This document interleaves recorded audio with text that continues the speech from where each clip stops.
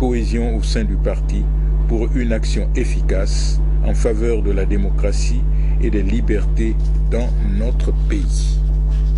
Chers camarades, le fonctionnement de notre parti est fondé depuis sa création sur la confiance que vous avez placée en moi et sur nos valeurs communes.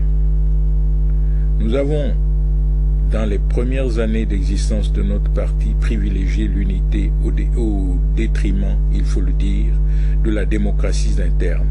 C'est donc moi qui ai désigné successivement Dominique Matanga, Christophe Mukwege et aujourd'hui Paulin Makita au poste tant convoité de secrétaire général de notre parti. Au congrès de décembre 1995, constatant que l'immense majorité des militants et des congressistes voulaient que je demeure le président du parti en dépit de mes fonctions au niveau de l'État, j'ai une fois de plus privilégié la cohésion en demandant aux congressistes, la veille de l'ouverture du congrès, d'accepter mon secrétaire général, Christophe Mukwege, qui, par délégation de pouvoir, présida ce congrès et constitua les listes des divers organes de direction de notre parti.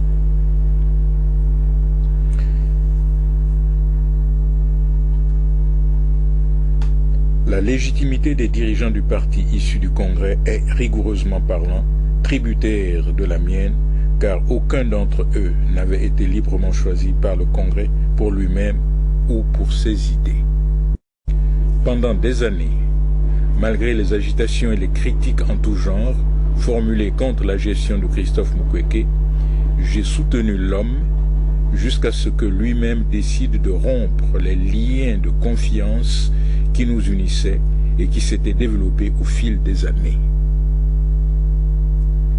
Les critiques relatives à sa suspension ou à la désignation d'un intérimaire pour le remplacer jusqu'au prochain congrès sont parfaitement incongrues, car dans le contexte d'occupation de notre pays par les forces étrangères et un pouvoir hostile, je ne pouvais pas laisser se développer au sommet du parti une certaine cacophonie.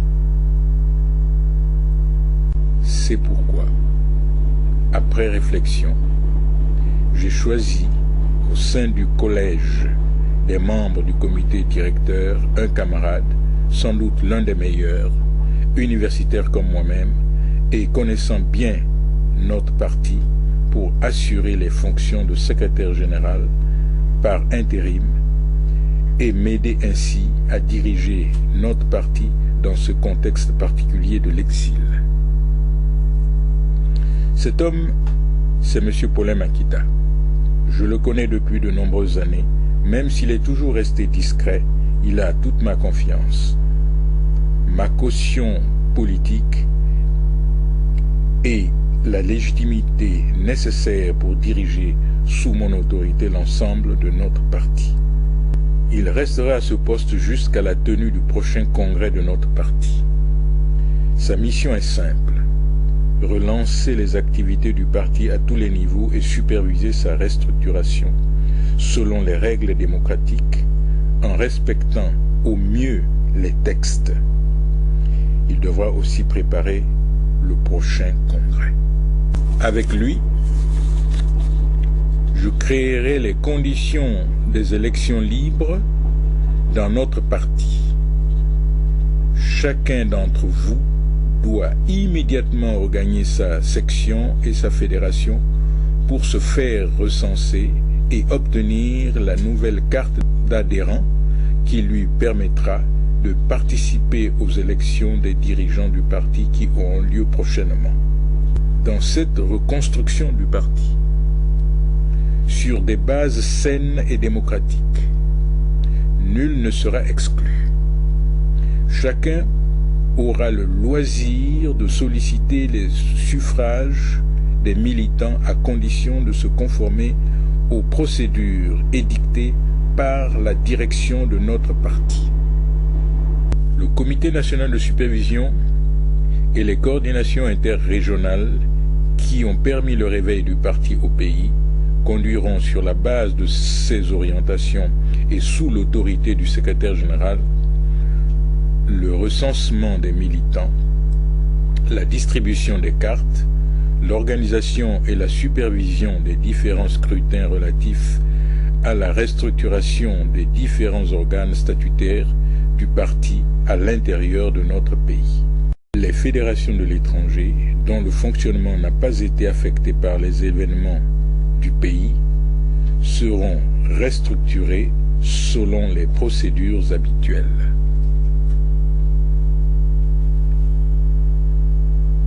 Les cadres du parti, présents au pays ou en exil, seront associés à la réflexion nécessaire à la mise à jour de notre projet de société et, le cas échéant, d'un programme de gouvernement. Le secrétariat national, le comité directeur et le conseil national ne pouvant en l'état actuel des choses fonctionner normalement, le comité national de supervision exerce, sous l'autorité du secrétaire général, l'ensemble des prérogatives du secrétariat national à l'intérieur de notre pays. Il est bien entendu que nul, à l'exception du secrétaire général par intérim ou de moi-même, ne peut, en respectant l'esprit et la lettre de nos textes, engager le parti ou convoquer les organes issus du Congrès.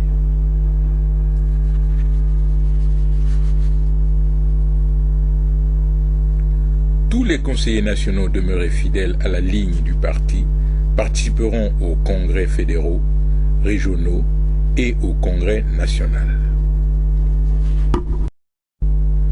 Nous avons le plus grand parti de notre pays et il a vocation à le rester. Nous devons pour cela faire preuve de rigueur et de cohérence. Il ne pourrait y avoir d'action commune efficace sans un minimum de discipline.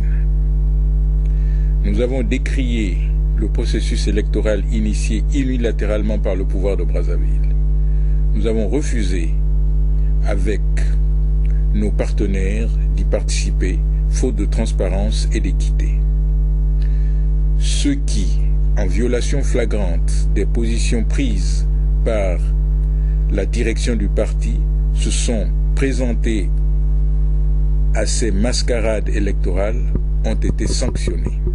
Martin Berry et Joseph Kinumbi Kiambungu ont été définitivement exclus de l'UPADES par les organes compétents en raison de la gravité des fautes commises.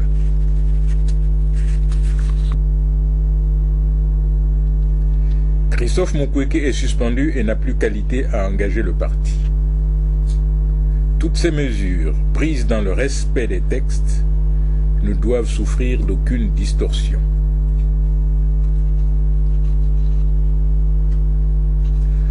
Tous ceux qui, pour des raisons diverses, cherchent à déstabiliser le parti s'exposeront à des sanctions.